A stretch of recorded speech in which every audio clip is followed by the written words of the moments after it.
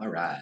Okay, so welcome to my podcast where courage meets conviction and calm meets storm, where we arm ourselves with faith and fight our battles with grace. Join me, it says each week, but I don't know how many times I'll do this podcast. So we're going to dive into powerful stories, life changing insights, and spiritual warfare strategies that empower you to live victoriously.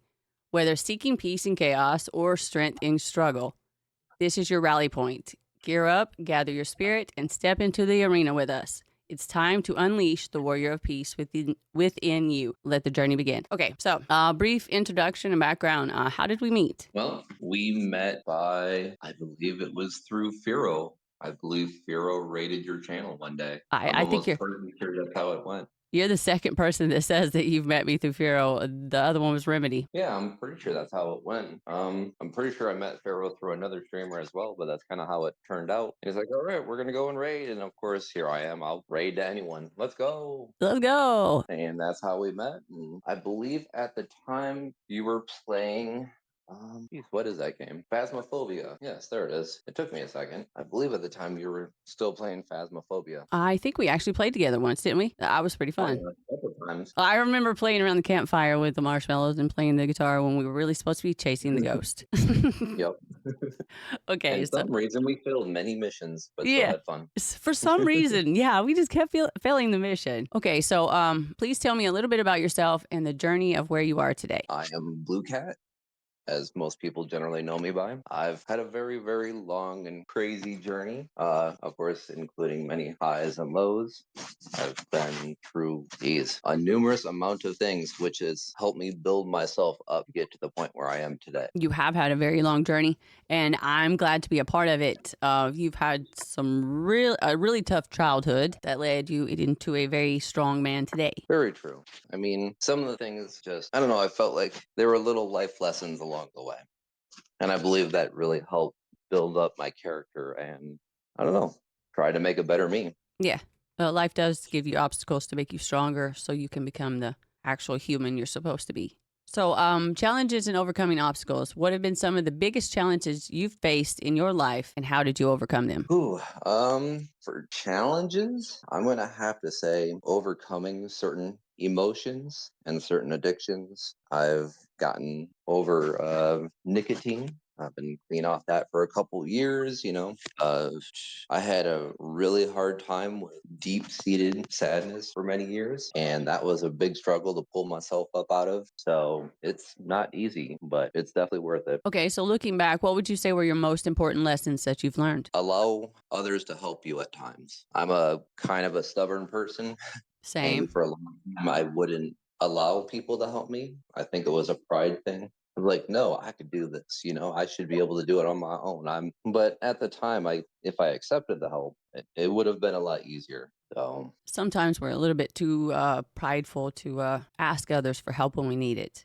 exactly, I totally understand that. We feel like we need to do it all on our own, but really, friends are here to help us carry our burdens. that is very true.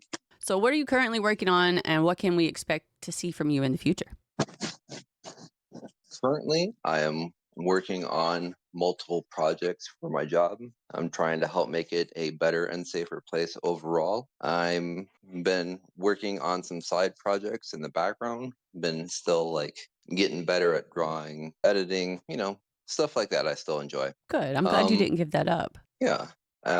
Just a couple of other little projects I'm currently working on, like my garden. I love my garden. I don't know. I kind of grew up around it. So it's kind of just always been there. So when I lived out in a place where there wasn't a whole lot of greenery, you miss it. Yeah. So when you get back, you just grow all kinds of greenery. Hmm. Okay. So that's enough of the small questions. Let's go to the deep end. What are your beliefs? My beliefs are that everyone should be treated kindly and fairly, but don't let people take advantage of your kindness. Like, allow yourself to be needed, but not to a point where it's out of your control. So would you say you believe in God or you don't believe in God? I do not believe in God, but I believe that religion and the belief of God does help many out there. So I don't have a negative view on it. It was just something I wasn't raised with or had in my household growing up. So it Yeah. wasn't really a staple. So it never was really around. I tried a couple times in my young adulthood to try to get into it. Yeah. Didn't really stick. So I was like, well, it's good enough for,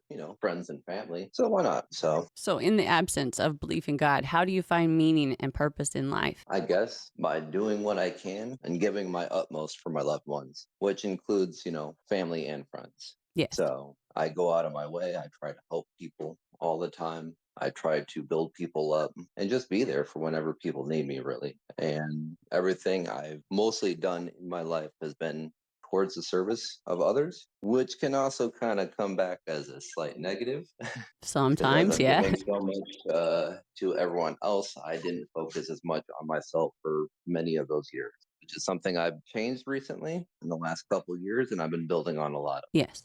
Good job. So, without religious faith, what sources of strength or comfort do you rely on during difficult times? I mean, that's pretty easy. I mean, I have a good close group of friends that we generally talk several times throughout the week, and I keep a positive mindset, and I try to have multiple goals in mind.